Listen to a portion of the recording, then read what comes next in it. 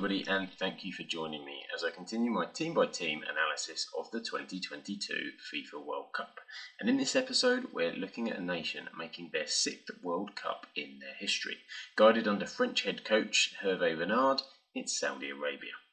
You can catch my other team previews and analysis on the channel, and if you'd be so kind as to hit that like button and drop us a subscribe, you would be a World Cup legend. So without further ado, let's take a closer look at Saudi Arabia.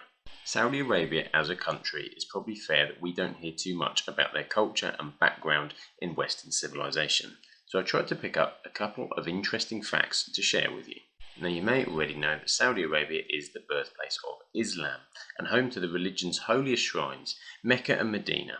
Performing Hajj is one of the 5 pillars of Islam and requires travelling to Mecca. Approximately 2 million people make this trip annually. In actual fact, Saudi Arabia is mostly a desert, with 95% of the country classified as a desert or semi-desert. The Rub al Khali is in the southern part of the country and is the largest sand desert in the world. And another fact, camels are so popular that the country has the largest camel market in Riyadh, where about 100 camels are sold every day. Might not help them out at this World Cup though.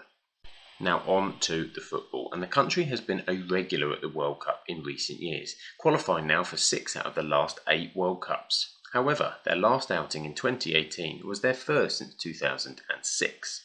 After losses to host Russia and the strong Uruguay team, Saudi Arabia then defeated Egypt and Mo Salah in their final game in the group, registering their first win at the finals since 1994. It was actually in 1994 where Saudi Arabia made their greatest ever World Cup performance, defeating both Morocco and Belgium on the way to the last 16, where eventually their run was halted by Sweden. Outside of the World Cup, Saudi Arabia are also the 3-time winners of the AFC Asian Cup, with the last of these victories coming in 2003, as well as being a 2-time winner of the Arab Cup. Their goals in Qatar will be realistic. Any chance of qualification to the second round would be seen as a success, and if they could sneak their way through to the knockouts, well, what an excellent achievement that would be. Herve Renard became the first Frenchman to take control of the Saudi Arabian national team, taking charge since 2019, having had 3 years prior in international management with Morocco. Now, can he get this Saudi Arabian team to tick? He's certainly a likeable character, and he had a decent tournament with Morocco in 2018. Saudi Arabia had a strong qualifying tournament under his hand, so you would imagine by now he has a real kind of set plan and formation and tactic for how he wants to enter Qatar. Now, talking of qualification, Saudi Arabia qualified through the second round of Asian qualifying unbeaten in a group which contained Uzbekistan, Palestine, Singapore and Yemen. This qualified them through to the third round, with 2 automatic qualification spots up for grabs. Saudi Arabia continued their strong form, just holding off Japan by a point in the end to top the group. Seeing off Australia as well, who also qualified in the end by the playoffs, Oman, China and Vietnam along the way. With both the second and third rounds completed, the top goal scorers for Saudi Arabia were Salam al-Dosari and Salah al-Shairi, both expected to feature as key danger men in Qatar. In fact, there was only 3 games where Saudi Arabia failed to win in round 3 of qualifying, all of which came in their away games, with draws in Australia and China, as well as a loss to their nearest rivals in the group, Japan. At home, Saudi Arabia put together a clean sweep of victories, with 1-0 seeming to be their most favoured scoreline. Only 2 games involving Saudi Arabia in the third qualifying round included more than 2 goals, as a lot of their matches were very tight, but more often than not in Saudi Arabia's favour. Since qualification, Saudi Arabia have been regulars in friendly mode, since the end of September, pretty much on a weekly basis. At the time of recording, they scored finally after a run of 4 games without a goal.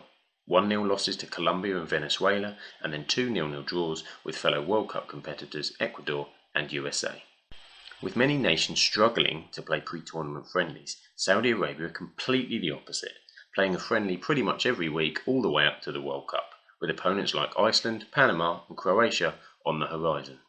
In their qualification for the World Cup, Saudi Arabia have been playing a 4-2-3-1 formation, with some switches in variation between a 4-3-3 and a 4-1-4-1 setup. In the squad selected for friendlies prior to the World Cup, the entire squad consists of players from the Saudi Arabian Pro League, and this is the pool I've selected the starting 11 they could turn to. I'm going to do my best with some of the names, so please bear with me and I apologise if I get any of the pronunciation incorrect. With 38 caps for Saudi Arabia, Mohamed Al Awais will likely start in goal, having played all of the qualifiers. The expected back four is Sultan Al Ghanam, Abdullah Al Amri, Abdullah Madou, who are all playing from Al Nasir, with left back Yasir Al Sarani from Al Hilal. Salman Al Faraj, who could play further forward, will likely partner with Mohamed Kano in midfield. With the more attacking Salem Al Dawsari further advanced, up front I think they'll either go with Faras Barakan or Salah Al Shairi, who does have a good international record, scoring 9 times in 17 matches. But he could also play in an attacking position alongside Fahad Al Mawalid. They have a lot of options. Now moving on to Saudi Arabia's key players. Centre-back Abdullah Al Amri has only been a short-term inclusion in the Saudi Arabian national team, but he's quickly established himself as one of their standout performers. He played a part in all but one of their qualifiers, securing 5 clean sheets in the 9 games that he played. What I'm sharing with you here is his player profile from Football Manager, showing all the attributes he's been given within the game. The skills and attributes you see in bold are the ones that are specific to his natural position. Now, with Lionel Messi and Robert Lewandowski in particular on the horizon, there are defensive tests to come. But despite some average attributes on Football Manager, apart from his key defensive ones, he has been a breath of fresh air for his national team. His ability to win one-on-one duels, both on the deck and aerially, will be severely tested in Qatar. Al Sharani, who plays his club football for reigning Saudi champions Al Hilal, has been a mainstay in the Green Falcons backline since earning his first cap in 2012. He's now one of the most capped players in the squad and a household name in Saudi Arabia. Despite being a naturally right-footed player, he remains the preferred choice at left back due to his high interception and blocking rates, as well as his high tempo running up and down that flank. He's a versatile defender that can also play centre-back, and he's been virtually ever present in his nation's biggest games throughout his international career. He played an instrumental role in helping the Arab outfit secure their spot in Qatar, featuring in all but 2 of the qualifiers. He's a vital cog in Saudi Arabia's formation. Head coach Renard has complete faith in this up-and-coming star, with the Frenchman handing the youngster his first ever senior cap at the tender age of 19. The stats, however, speak for themselves, as Faras Al Barakan scored 11 goals ahead of rivals Salem Al Dawsari and Hatem Bahabri, who grabbed 9 and 7 goals respectively in qualifying.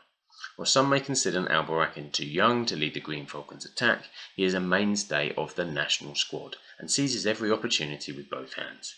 Despite not hitting the net on regularity, the goals he bagged against Japan, China and Oman were huge within the group. Now it's a tough task for the new Saudi Arabian hotshot to outshoot Messi and Lewandowski within the group, but what really sets this young gun apart in the Saudi Arabian squad is his quality build-up play, with the likes of Salem Al Dawsari profiting and relishing the service they get from him. Now moving on to the nation's matches in Qatar. Out of all the teams from the Asian qualifying section, it's Saudi Arabia that I think probably have the most likelihood of producing a shock. But on paper, it's a very tough group. With 2 games at the Lusail Iconic Stadium, it's a tough opener against a rejuvenated Argentina side, with it likely being Lionel Messi's last chance to win the greatest international team prize in football. But Argentina don't always start well in tournaments. Next up would be Poland, as well as Lewandowski have Piotr Zielinski as a threat, but a game that Saudi will be targeting as a must-win 3 points if they want to progress through to the knockouts. They will hope that going into the last game against Mexico, qualification will be on the line. Mexico were not particularly impressive in qualifying, but they do always find a way to be a consistent knockout stage contender at the World Cup. No doubt a very interesting group indeed. And now we move on to predictions, where I have a go at where I think things may end up. As we look at where Saudi Arabia could finish, it's a tough group to get out of, and I don't think it's unfair that most of us would be surprised if they did end up qualifying. To stop Argentina is a tough task, and I must say Poland and Mexico, they're vulnerable this time around. It would be fantastic for the Arab nation to make a run into the knockouts, but I'm sadly on this occasion going to have to position them in 4th place, with Mexico sneaking that 2nd spot. And with that, I thank you for taking the time to watch this video. If you're interested in more of my World Cup previews, please do check out the channel. But for now, thank you for your time, and I'll catch you soon.